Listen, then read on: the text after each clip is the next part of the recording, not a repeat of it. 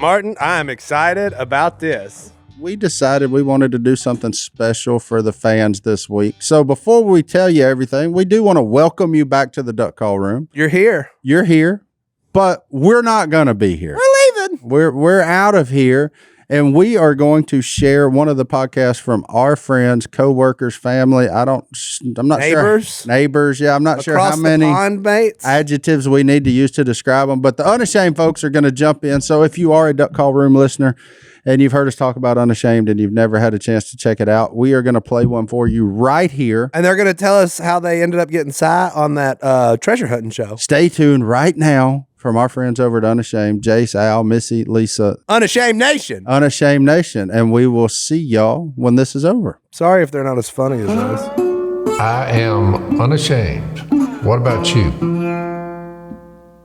So it's our second half of Ladies' Day on the Unashamed podcast. Since Phil is off doing a eulogy today for ZZ Top's funeral, which is kind of weird, but at the same time, he was very humbled by it, which I think is really cool. I mean, he only met him that one time, and that was a couple times, I think. Maybe so. We interacted, yeah. Maybe so. And just throughout the show, because right. we were at some event together. I remember that. Yeah. But obviously, Dad must have had a big impact on him, and I'm sure, Dad talks about spiritual stuff to everybody. So, but anyway, so. I was in on the conversations with him. It was funny. Yeah. I mean, it's funny that we're in two totally different worlds. The beards brought us together, and I think the spiritual conversation, they enjoyed it. They liked it, yeah. When I first heard it, when I first heard that they asked him to speak, I thought, well, I know what he's going to speak about. Yep. I just thought, what a cool way to introduce Jesus to a whole new audience. That's so exactly I know he's right. going to do that. Oh yeah, because and so did he or his wife or whoever had the idea to have him. I mean, they know Dad, so they know that. So we got Missy and Lisa, our fair brides, back on today because we got. I don't know if I told you guys, but we had a huge response the last time you guys were on. The highest rated show of all time. I wasn't sure if it was y'all or they just like to watch me squirm. I think that was part of it. And that's why I've been wanting to do it again. So I was so excited when Missy sent me a note and said that she was, I've already said I've always liked to see Jay squirm. Babe, gosh, here we go again. Really? So I was like, just the chance to see it again is worth having Missy and Jase. Jase doesn't like it, though, when anybody else is the center of attention and it's not him. Here we go. Let's just start throwing haymakers. So if his beautiful wife is on here, he's not the center of attention. It must be this chair, Jase, because first is Dad, then it was Mom, and the last podcast now Lisa is the throw Jase under the bus seat. I completely disagree with that statement whatsoever. I just want to be left alone. That's true. That's a true statement. Well, what I love about it is because Jase obviously tells a lot of stories on the podcast. And so he'll tell us stories about different interactions y'all have or some argument or all this. Of course, we're only getting his side of it. Yes, I know. I know that. I can't remember every little detail. I fill in the blanks. So you just lean the stories towards your favor every time. That's right. Look who my mom and dad are. That's very true. They're like, they explained to me one time when I brought up the fact that I didn't think this story had happened that way. And my mom and dad both said, these things are based on true stories. They put that in my brain. They said, you ever seen a movie that says based on? Yeah, they fill it in for dramatic purposes. That's what you do. I would say that's about every Robertson story is based That's right. on That's right. You also got to think about you were trained as a preacher.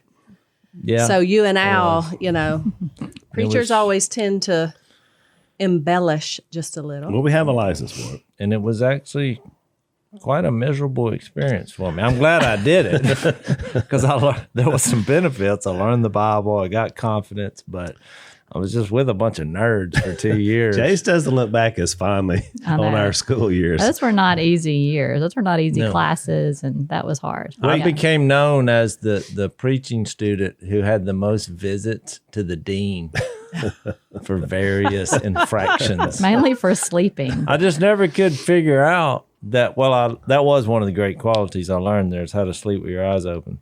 and I'm proud of that. But most of the stuff I got called in for was a violation of the rules, and I was like, I thought we were here to learn about grace. You've come up with a rule system. Remember, you had it was they had a dress code. And I'm like, I'm opposed to that for biblical reasons. Dress code, no tobacco products. But how many years were those rules in effect? You think you were going to roll up in there at like 19, 20 years old and change all those rules? Yes.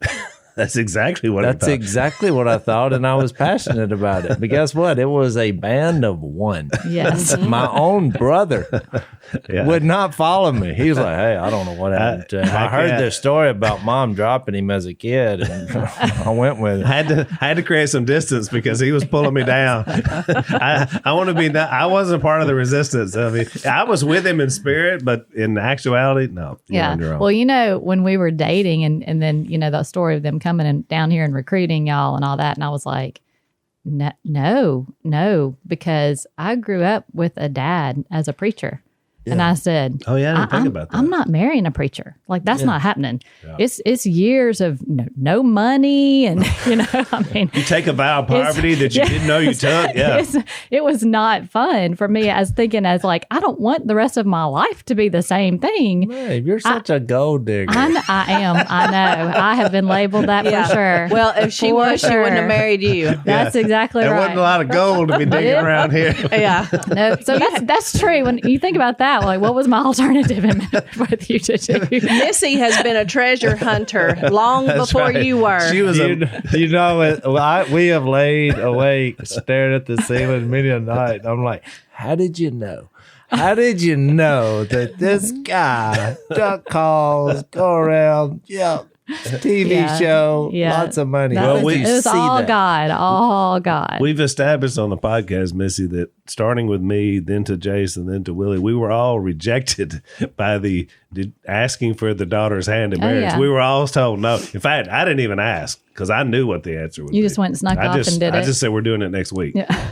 Deal with it. You know, so I was, not as nice as they were, but yeah. So, but they knew somehow. It all worked. It was the ruggedness, I guess. Well, and now who besides me, who is your biggest fan in life? Would you say? Your dad. My dad. Oh. I missed that setup. He is Sorry. Jase's biggest fan. I'm not sure. So, I don't have a lot of fans, babe. A lot of our fans just talk about Jase interrupts dad too much. Although I find that funny, Jase, that you get thrown under the bus because no one interrupts more and more viciously than dad. Yeah. Wow. Literally the other day we were on here and I'm telling a story and he just, it's like I wasn't even talking. Yeah. He just takes out. And then me and Jason, Gary Glenn got so tickled because he didn't even realize he did it. Had no idea. Al told a 5-minute story why he's called Alan Jones, which I know he's called Alan Jones, but I never knew why. So Jase was really intrigued by the story. I was on the edge of my seat. And Al said, the reason that I was called, the reason that happened, because he had this altercation with a police officer, the reason I've been known for Alan Jones all these years, and he was fixed to say it, and Phil said, by the way, if you look at Matthew, Mark, Luke, and John, and it was a great sermon 7 minutes later that Phil preached, had nothing to do with Alan Jones. It was like the gospel's the point of the Bible. And we were laughing so hard for the first 4 minutes of the story. But we're trying to hide it because, with Dad, if he notices you're laughing at him and he doesn't know why, then he'll just say, what is it? What's so funny? Yeah. Then he gets call offended. you out. Well, he was actually given the point of the Bible. But he was so into his own study, he wasn't listening to you. No, he wasn't. He doesn't know your Because story. He still doesn't know your story of Alan Jones. No, the whole he didn't time, hear it. That's exactly right. Because the whole time I was talking, I caught him out of the corner of my eye. I'm talking, but he's looking, searching his thing. He's hearing womp, womp, womp, womp, womp, womp. That's what he was hearing. But see, I'm not like that. A lot of times when we were in school, they would call me in. They would say, "You don't look like you're paying attention in class." I said, "But I am." But you weren't. You were asleep. You've already said that with your eyes open. When I was asleep, I was not paying attention. You're right. But several times I would stick my head down on my desk Yes. And I was listening. I was just listening Right. comfortably. Jase, there comes a time when you just have to say you're lying about that. No, I would listen. I passed. You How passed. can you Thanks pass to if me. you're not listening? Because your And older me. brother And And me. Missy, Yeah. and Missy. I Yeah. give her credit. You typed up all of his papers and stuff. Yes. You typed every single letter. thing. Because I Everything. couldn't type. And look, very you don't realize people have no idea, and not to just back in my day, but like preaching school was really hard. I mean, we had 2 years of study, but you went to school every day. 10 months, and it was 8 hours a day. So they figured it up. If you compare that to college hours, we would have gotten over 200 hours of university level. That's how much time we're in the classroom. And you're writing papers for every one of those classes. So, I mean, I was either in class or studying or writing whole papers time. the whole time for 2 years. Well, they wouldn't allow you to have a job Right. while you were there. And yet I snuck out and worked. I broke the rules of that remember, too. I cut firewood. I worked in you know what I did, Jase? I worked in Bill Phillips's dad's convenience store at night down on Washington Street in Balkanville. That's what I was doing to pick up a few extra bucks. Plus we started preaching, so we could make a little money. Did y'all? He preached for what? Sometimes about $100 a week. We'd get that from Yeah. the little country churches. We'd Right. go you know. through that in about 20 minutes. Well, the gas to get to these little country Yeah. churches. We drove all the way to Ala, which is an Yeah, hour that's what I we south. did did it too. long enough to know that Missy's dream came true. I wasn't going to be a preacher. This is not our dream job. in So an would established y'all were dating, organization. so you would go with him, right? When Yeah, but we got married the week after y'all graduated. Yep. And so then it was just like, now what? right. Now we got to do this for an actual living. And then they interned us, which meant we got about what I guess we were getting for support, maybe a little bump, but it You wasn't got much. $800 a month. $800 Well, a month. what was fascinating is they came and recruited me after all this trouble I'd caused, and I was shocked. And I remember, Carl kept saying, "But you got potential." Yeah, he kept saying that. I'm like, just believe in me, not my potential, because that's What I got saying right now. you don't like me right now, but you have potential. But it didn't work out. But I think everybody has to figure out God's purpose for them directly, and I did, which was build duck calls and do other things, and then use it as a platform to share Jesus. Because I really was happy that I learned the ins and outs of the Bible, and it brought me some discipline in my life. So, I mean, I'm thankful for it, but I'm like, no, thank you, working for an established group, because I'm too much of a troublemaker. I can't get along with that organization. Yeah. Well, and I mean, I've talked about it before. Working for the church is really difficult because I mean, it is just there's a political edge to it. There's so much going on, and the bigger the church, the more in the fishbowl you are. Yeah, I didn't like any.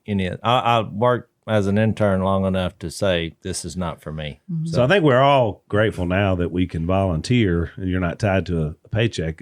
Ministry is a lot more interesting and enjoyable, I should say, which we got the blessing to be able to do that. It's funny you think about, you're right, Missy, you live on $800 a month and you're like, man, now you look at it, that's like a light bill. You know what I'm saying? I mean, and we were living off the whole, that was the whole enchilada. Well, there was several times, in our marriage, I was literally walking down. We had one vehicle there. We did too for a period. Yeah, and it just, when you're walking down the side of the road, you're like, I need to do something with myself. I was hoping he would get to that point. Yeah. Get there. Gotta get there. Saved my money and bought a truck for $1,000. Yeah. And it pretty well was worth $1,000. Yeah. Well, it was funny because you weren't too crazy either about being a preacher's wife, of course, and I wound up, going into it full board. So why did you not think it was a good idea? I think I did not. What I considered to be a preacher's wife was a meek, Mild, soft-spoken, soft-spoken, Not you, not submissive. quiet, submissive woman. And I was none of those things.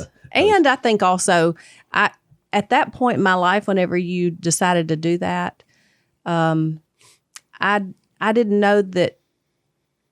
I don't really think that I believed that God could take away my sin. Yeah. that he could see me as a new creature, or that anybody else could see me, as a new person in Christ. So I think I allowed Satan to, tell me that it wasn't possible, that I wasn't preacher wife material. So you always you've done too much. You can't be forgiven of all you this didn't feel stuff. like you belonged in the club, right? No. And you looked at women we were around at that time was, Margaret Smith and Barbara Allison. And I mean, ladies, we Great obviously love, women. But then you're just Yeah. like, how could I ever compare with these people? And Missy's mom, Yeah, and Peggy, right. she was. So yeah, I didn't feel worthy of the calling. Yeah.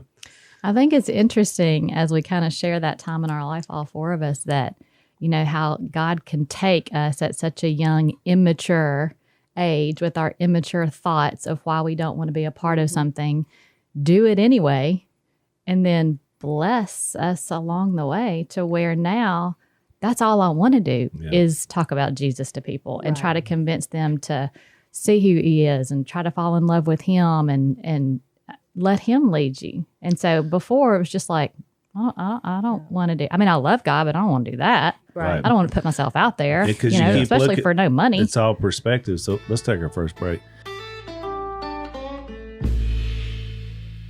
So since we're there, I want to ask you both about this because I observed something in both of y'all's life and where we are now.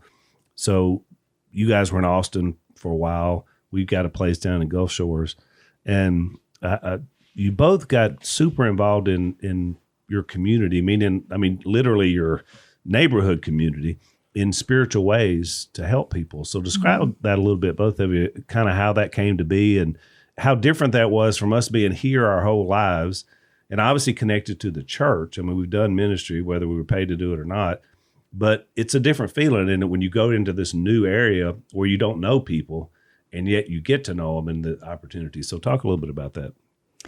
Well, for me, we went for a reason to help Mia with school and being close to her family, her cousins. And so I found myself with a lot of time on my hands, and I'm not used to that. And after, binging Netflix and all that when she'd go to school, I thought, this is not what I want to do. I know I'm here for her and try to help her, but I got to do something too. And I think we can all say for most of our lives that we've been very active in ministry of some sort. And it almost always involves people in our home. So, of course, Jessica was right around the corner from me, which was great.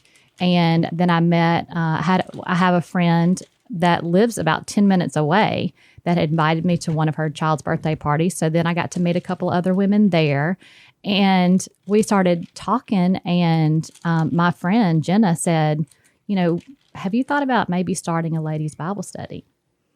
And I thought, yeah, to quote Phil. And Hey, we had a Phil impersonation. That's pretty good, man. It's good. So, man. Give that a 9.5. That was really good. Yeah. But my thought was, I don't want to go in and just start pushing myself on people. I don't want to, it's just not really my personality. I want Jesus to lead the way. Yeah. And I'd already been praying about what to do. And so she said, you can bring Jessica and I can bring my friend Jackie. It's like, this is a great idea. Yes. So I called Jase that night and super excited about it. Like, what should I do? He said, I would start with John. You don't know where these women are coming from spiritually. The book of John. The book of John. Yeah. Start with the book of John. And I have always been involved in Bible studies that either I created or would go to where it was prepared. So whether you watch a video or you read a book or you just sit and listen to someone ask you questions that you have the answers to or, et cetera. And I thought, I think we should just read. Let's just read a couple of chapters a week and discuss, which was kind of nerve-wracking for me because when they came to the house, I had nothing written on a piece of paper, and that's not like me. Right. So I was like, let's just read it. What did you get out of that? And that Bible study turned into an amazing experience, not just for those women, but for me. Yeah. And when we finished that book of John, it was around the holidays, and we said, let's just keep going. Let's just go into Acts. And so I will say that every week, every Tuesday night at 6:30, those women were at my house. I was the only one without little kids. So mine was like just kind of a more peaceful place. Yeah. And every Tuesday night, we ended up growing closer to each other and growing closer to Jesus and understanding what he's about. Right. And I honestly fell more in love with Jesus during this last year of this quietness that I had, this what do? I have time on my hands. I think God used that peacefulness, that quietness, even that loneliness sometimes to grow me, right, and then to also impact others. And so right before we left Austin, we had a community event that these women and I discussed and said, let's just share what we've learned with the community of Austin. So we rented out one of the theaters there close by in our neighborhood and invited South Austin. And we had a number of women show up, and tears and prayers, and it was you were there amazing. too, Jase, right? Yeah, because Jase told us about it, talked a little bit about it on the podcast. Yeah, wow, How she great it was. Yeah, and I was there a whole lot because I had responsibilities here. Yep. But because a lot of people, you would think, I told this story before, but I remember telling a guy, I think it was on the golf course, that I had a house in Austin, but I was here and my wife's there. And he's like, well, I'm so sorry, I'm like, well, no. And I kept trying to explain. I get it. I thought, oh, well, because you would think that would never work. Of course, we were doing it for our daughter too. And we have Jeff and Jessica there, but we're busy. Somebody sent a Facebook message to Lisa because we're similar and said, or did you and Al split up? Oh, yeah. We're like, no, we're good. But I did the same thing. I mean, I was supporting Missy, in her venture. And like when I would come down a few times, she would have their husbands come. And so we would do an event together. Right. But, we've just learned, I think, since we're not preachers, like in an organization, I mean, I base my ministry on the book of John, how Jesus interacted with people. He would always go out where they were and have these conversations that seem small, but then it develops into a bigger conversation and then sparks. Or, I think about that woman at the well. She wound up being the spokesman for the whole town. And it all started from just one conversation. And I think you did that in Austin through those women. And we try to do that just in our normal lives. I always think about that obscure passage that Jesus said over and over and over that said, he who has ears, let him hear, which nobody ever talks about what that means. But it's like he was just talking about whoever it is, wherever you are. Right. And my opening line in all my speeches is, I know I look like a preacher, but I'm actually a believer. They laugh because I don't look like a preacher, but I do think God has chosen us in this way to be real, and not just on Sunday. These are house gatherings and just talking about Jesus. So that's basically what we do together. Well, also, it's not just about Jesus, because you want to come to Jesus and you want people to come to Jesus, but why does Jesus want us? He loves us, he created us, and he wants us to be together as a community and as a family of believers. And so that's also what happened during those months in my living room and on my back porch is we became a Jesus community. And these women are going to be friends for the rest of my life. I mean, they're amazing. We still talk every week for sure. We have a group text message. We're checking on each other. And I forget that. I forget all of that. During Duck Dynasty, things have changed because of Duck Dynasty, and people's perception of us have changed because of that. But these women, they didn't care about all that. Yep. And I love that because they love me for who I am, flaws and all. We talked about mistakes and flaws and failures, and they're there. And I'm like, that's exactly what Jesus created us to do and to be together. Right. And I found that in Austin. Now that we're not going to be back, I'm really missing them. That was the best part of the whole move was finding them. You have to start a new one in Tennessee. Yeah. So, babe, I think that's kind of, our experience was similar because of, like you said, when you work for the church, and especially if you're the main person, the main guy, then people bring people to you. I mean, that's what happens. Problems, marital problems. And then, we've been open about our struggles. But in this case, we went in and nobody knew who we were either. I mean, they found out who we were connected to. But so we were meeting them. We were just walking around our neighborhood And in our neighborhoods, about half of it is sort of semi-retirees and, you know, people. And so everybody's out working in their yard and everybody stops and talks to one another. So that's how you meet people. And we just started walking around and meeting people. And it was amazing just because, again, conversations seasoned with grace and salt, how much they picked up on there's something different about these. I mean, like they knew immediately there was something different about us. And then it didn't take long before those began to bear fruit in terms of a lot of deeper conversations, people sharing their hearts and stuff like that. I mean, what has been your, Daniel, let's take a break. You know, they found out who we were. So then, you know, that kind of went around the neighborhood. But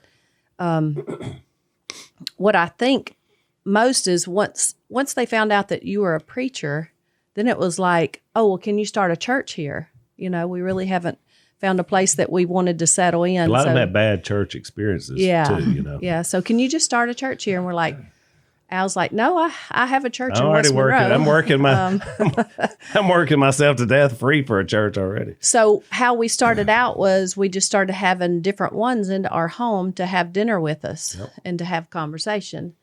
And we would give them all a copy of our book. Yep. And when we lived in the condo, we had a little couple that was in the condo area with us. So when we decided to move, they decided to move with us. So they moved right next door to us. And they were next door to us in the condo. Yeah. And we had talked to both of them, but we were just kind of beginning. It's not like we were, you know, instant best friends, but we liked each other. Yeah. And they were like, we don't want to stay here if y'all want to be here. So they bought a house next to us in the neighborhood. And Mike and Malia now are very special to us. Yeah.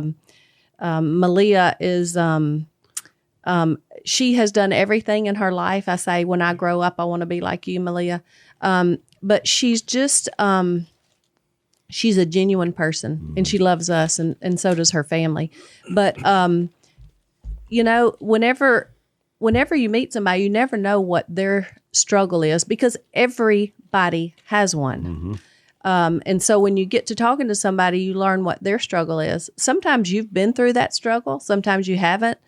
But I think as Christians, God always gives us the answer. No matter if you've been through it or not, He always gives you the answer to tell someone as to, you know, maybe not how to fix it, but how to overcome it. Yeah. And how to rise above it. And so that's kind of what you and I have been doing as far as the having people in. And, you know, our first time that we had a couple in, we had two couples in. And, you know, halfway through our meal, one of them, you know, just started crying, sharing stuff about, you know, things going on. So, and what got me was she felt safe enough the first time we had her in our home to share with us some of the really tough stuff she's been dealing with this last year. And I thought, man, what a humbling thing that someone's willing to share something that deep. You know, even though we'd known them and talked to them around the neighborhood, we had never really had a deep conversation. And the minute we went there, she felt safe enough. You know, and she said, we and her husband was there, we haven't told anybody this, not even our families. But here's some of the things we've been struggling with. So I felt like that was a humbling opportunity. And I thought, you know, God has us here for that purpose. Like you said, I mean, it's a time of difficulty because it's hard to be apart when we're apart, you know. But then at the same time, God can do so much, you know, with the time that you have together. I had one thing that Jase and I both spoke separately at a little church in Austin when we were there. Oh, and that was fun. I forgot about that. One of the things that I said, you know, sometimes you have your speech prepared or, you know, we kind of ad-lib a lot when we speak. But one thing I said, and I heard myself say it and had to say it again, was I said, the reason that I'm here may not be the reason that I'm supposed to be here. And I was like, let me think about that again. The reason that I'm here may not be the reason that I was supposed to be here, because the reason we came was different from, I feel like, the reason that God used me and the way that God used me. So we might have our will and our desire and our plan, but then let's be open and make sure that God is leading us the whole way, because He will most likely have something way bigger in mind for us. Right. And that's what happened with us in Austin. Well, it's like when Missy said that about not having any notes or anything written on the paper. You're in your house. It's not maybe a Monday night or a Wednesday night or Well, I do the same thing in my speeches because I've always been kind of shy about speaking, which, I was confident when I went to the school. They helped me with confidence. But I don't use notes because I view it the same way she does, is I'm just trying to introduce the Lord. Mm-hmm. And when y'all were talking, y'all's speech is incredible when y'all do a marriage seminar or whatever, because you're vulnerable and open. And I think that's why people do show up at your house and just start, unveiling all these secrets. But it reminds me of that Colossians 3. At the end, he talked about, at the first he starts talking about set your mind on things above where the Lord is. And he gets to the end, he talks about all the relationships, how husbands and wives and children and parents and social classes. And then he's like, whatever you do, you work at it with all your heart as to the Lord, not for men.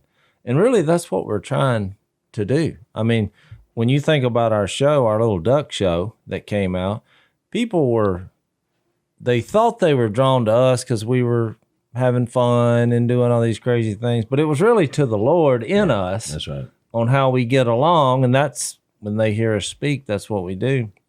And we're doing the same thing, maybe with our new show, which Missy's going to be a part of today. Are you nervous about that? No. Okay. Which is kind of interesting, Missy, because I didn't know that you and Jessica were going to be like do anything with it. We didn't either. Yeah, I think this is evolving because I didn't know about Si either. Yeah. But but it's. I wanted to get your take on it because really, you are the reason that Jase even got into treasure hunting. Because if you hadn't, am I supposed to take this responsibility? I'm not ready for this. Babe, you made which I told you about posting things on social media. Wait, what are y'all attributing this to? This all got started over that one post. I was down in the yard, and you didn't say, "Hey, babe, I'm fixing to take a picture of you in a vulnerable position." Oh, the one where you're digging in the front yard at the plantation? That one? Yeah. Well, that was my point, was that you wanted to redo the plantation, and y'all bought it into a bed and breakfast. Right. But if you hadn't have had that desire, you wouldn't have opened up the opportunity for him to ever get into treasure, because that's really what started, right? You thought, I'm going to be out here, and I don't want to be doing bed and breakfast, so I need something to do. Well, I got out there, and she was like, there's an old house out here in Log Town where no one lives anymore. That's true. No one's there. It's not a town anymore. No. It's literally surrounded by fields. Yeah. 200 years ago. And this old place is out there. Missy's like, because she likes to take old, rough-looking things and refine it. Right. Which is why she married me.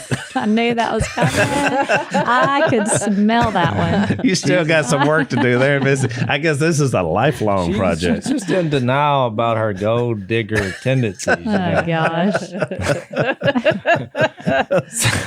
And now she's got you digging for gold. Yeah, You're actually who's the gold digger, really? She's out there, and I'm out there with a hole dug, and I'm looking. Well, she was driving by on her way out, and she took a picture of me and put on social media, he's always hunting something. Well, that's true. It was true. It was genius.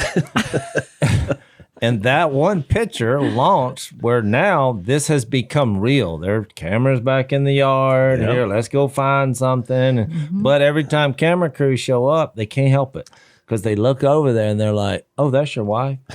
like you didn't know it. Right. I mean, but they just can't help it. They got to dig into how did this happen? Yeah. It's a miracle. She's a gold digger or whatever. And then they want to interview her and say, well, how did Jase get started in this? They can't help it. They just got to Next thing you know, they're going to keep going. Let's take another break.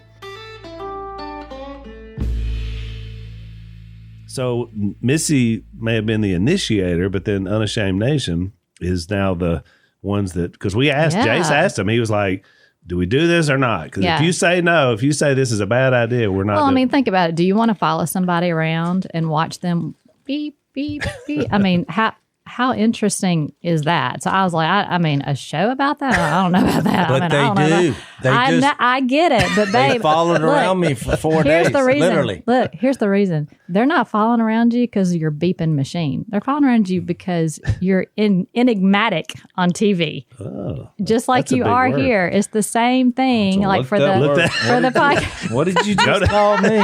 Enigmatic. I know what it means. Let's let Jase go to gosh. Google. Okay. You Google it. I mean, if you want to call me a name, wait till we get home. Depending on the definition.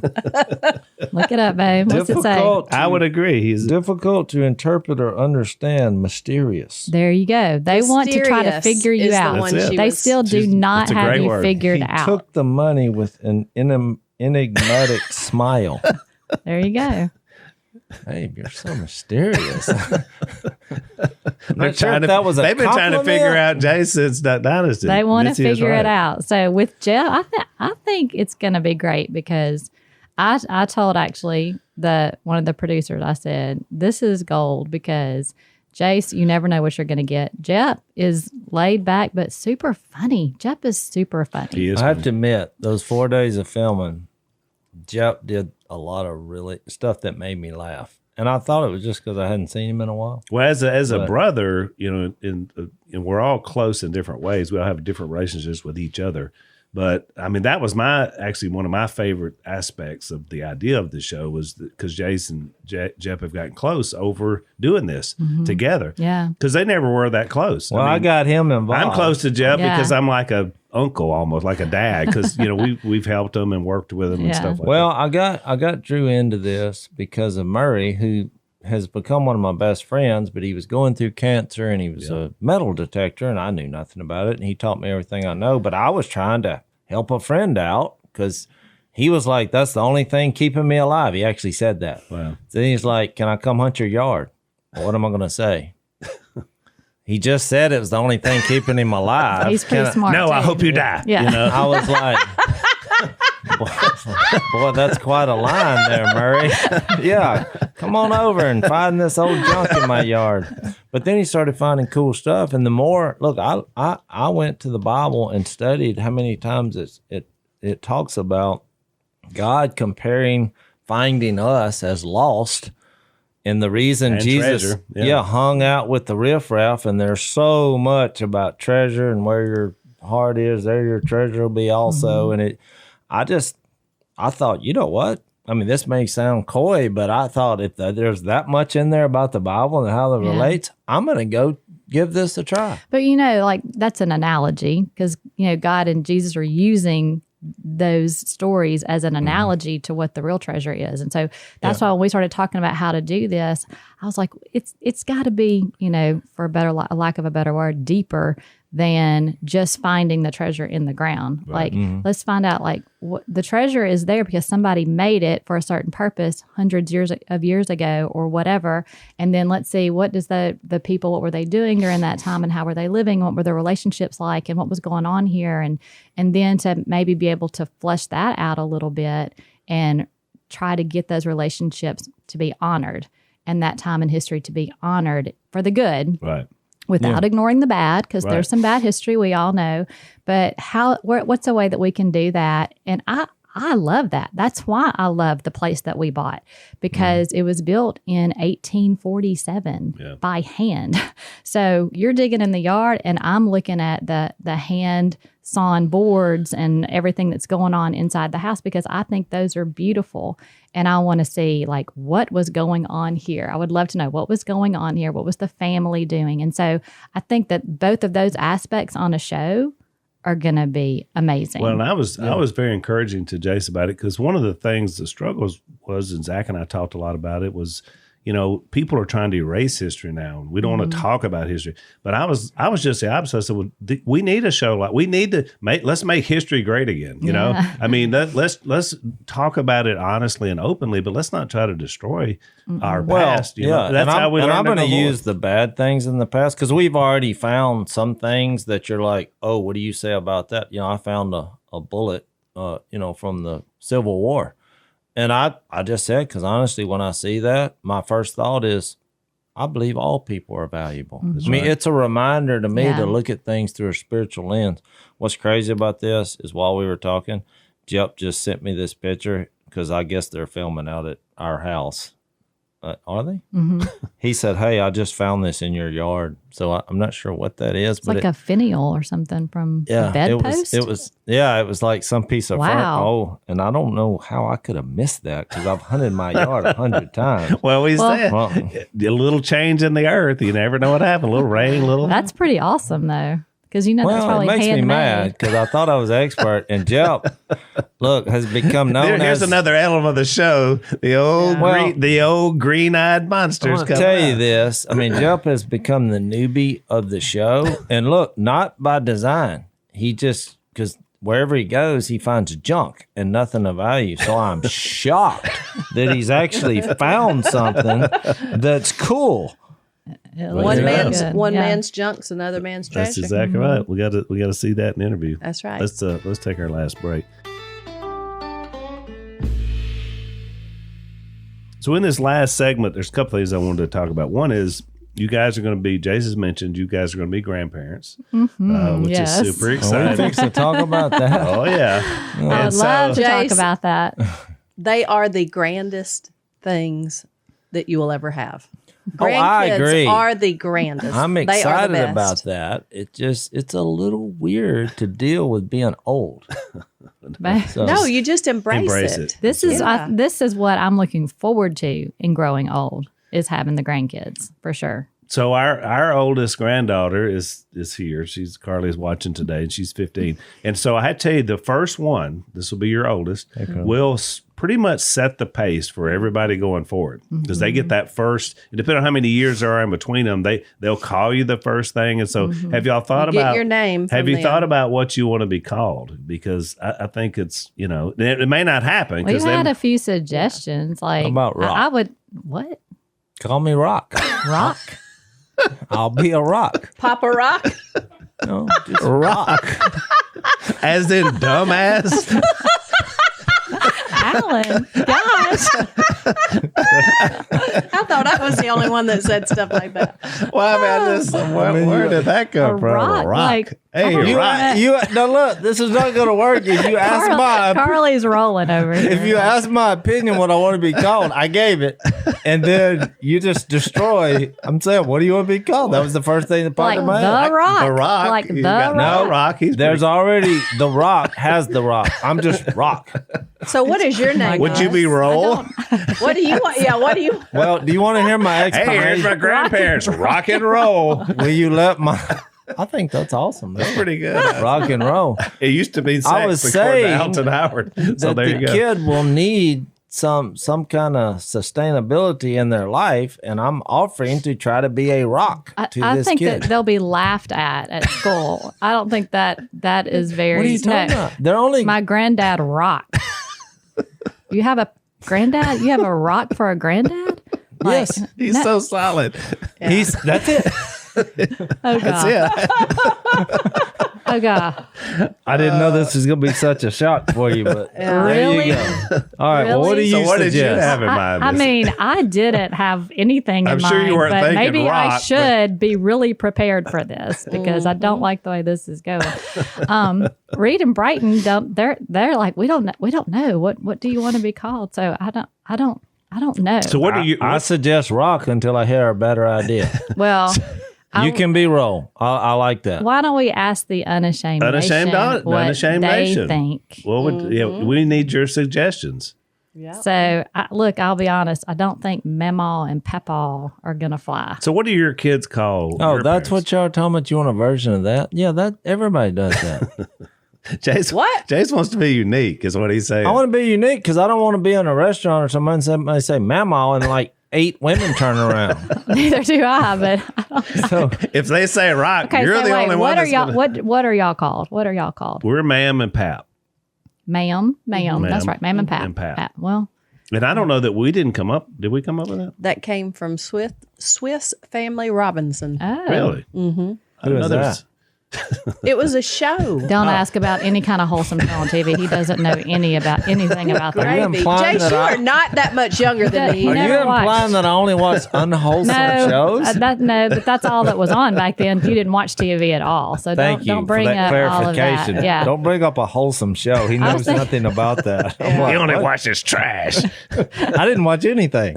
that's If it didn't true. come from Josie Wales or one of those, is what she meant. I don't know, Al. We only had I mean, 3 I- channels. So what do they I'm call just- your well, parents? I'm just going to say one comment about your name because I worked at the woman's clinic for 12 years, and I don't think I could affectionately call anyone Pap. As long as you leave the smear off, Well, we're all here's good. what you should have done. When they called you ma'am, they should have just called you sir. Oh, yeah. Ma'am and sir. Ma'am and sir. That's respectful. Yes, ma'am. Yes, sir. Yes, sir. Rock, roll. No, It's not that bad. Ma'am and No. Mister. Ma'am and Mister. That's No. right. So what do they cut? What do your kids call your parents? Mimi and Poppy. Mimi and Poppy. Okay, there's a Poppy. And Yeah. it's Mamo K and Papa Did I Phil. not Mama know K and that? Papa Phil. Mimi and Poppy? Yes, you did know that. Oh, good my Lord. Hopefully you knew that. Good night. Your kids are I'm not your a kids are big grown. name. Let's come up with give everybody a name. Is this what people do? Yes, otherwise they're going to call you Jase. You asked, I gave you mine. I'm sticking to Yeah. it till I All right, so Unashamed Nation sends What about Rock and Pearl? love it. Rock and Pearl. I like that. She's a pearl and you're a rock. Yeah, that's kind of treasury. And a metal detector. Metal Babe, detector. embrace this time of your life. So it's Al at restorationproductions.net. Send me your suggestions. and Oh, boy. We'll talk I can't about it. wait on to we see also these. still need a name for the show, and Missy said quit worrying about it. People will come up with it, but And we got a lot of names that We did, were very but- creative and interesting, but they were they looked into them. They were either copyrighted or Yeah. they didn't like them. Yeah. or they don't like if they say it's too on the nose, like they don't like that, like it's catchy or whatever. They're like, I oh, no. tried last podcast because I thought that name I came up with was awesome, but no one likes it but me. What was that? What Oh was no! it? Oh, Dirt no. bags. No, yeah, no, that's not. That's not. What No. about treasure Dirt bags trove? meet rock. You know, Well, I thought it should be a depiction of us. You're a dirt Yeah. bag. that's what Dad said. Yes. Dad said the exact same thing. Because before Dirtbag. I came to Jesus, I'm technically a dirtbag. Since I learned metal detecting from Jesus, I'm like, he turns the dirtbag into a new creation. Also, a second meaning to that is we dig in the dirt and we're looking for bags of gold. No, this is the subtitle under the show. What he just said. Yeah, so much for the It's like catchy an title. essay. And I want people of the world who are not believers to watch. So I think they would be more willing to watch something called Dirtbag than Holy Rollers. Well, who said naming it Holy Rollers? I'm just using it for an illustration. Rock and rollers. Yeah, we're out of time. That went by fast. That was fun. It's always good to have the ladies on. I was saying this with Mom and Aunt Amber on our female audience is really growing because I'm getting about as many emails now from ladies as I am from men. So we appreciate you guys, and I know you really like it when you hear the women's perspective, especially since we tell all the stories. We got to come. Me and Kay's got to come back on and talk about our book. We're going to do that. They have a new book coming out, so I'm excited about that. So we'll next time, Ladies' Day, we'll talk about Sister Roar. Well, we may write a book about being grandparents when that happens. We're going to call it Rock and Roll. Oh God, here we go.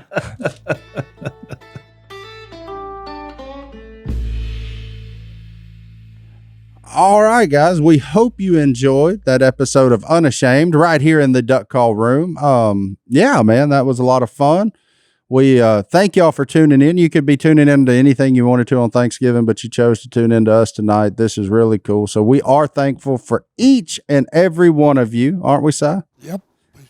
Thanksgiving rules. Thanksgiving is awesome. So if you're laying there trying to, figure out, do I unbutton my pants or do I just go to bed and be miserable? I don't care which one you do. I'm just glad that you had a happy Thanksgiving. Thankful that you chose to spend some of your time with us. And Johnny D, send us out of here, I buddy. saved one pair of pants from my big boy days just for today. Whoa. Thanksgiving, y'all. No, I'm just kidding. But when I think of treasures, I think of Matthew 6:19. Do not store up yourself treasures on earth where people lose them, drop them in ditches, and Jase goes and finds. No, where moths and vermin destroy and where thieves break in and steal. But store up for yourself treasures in heaven where thieves cannot break in and steal. For where your treasure is, there your heart will be also. Amen, buddy. Happy Thanksgiving again, y'all. Thank y'all so much. The We'll Cowboys see y'all. already lost. Go with your heart, boys. We'll see y'all next time right here in the Duck Call Room. We're out.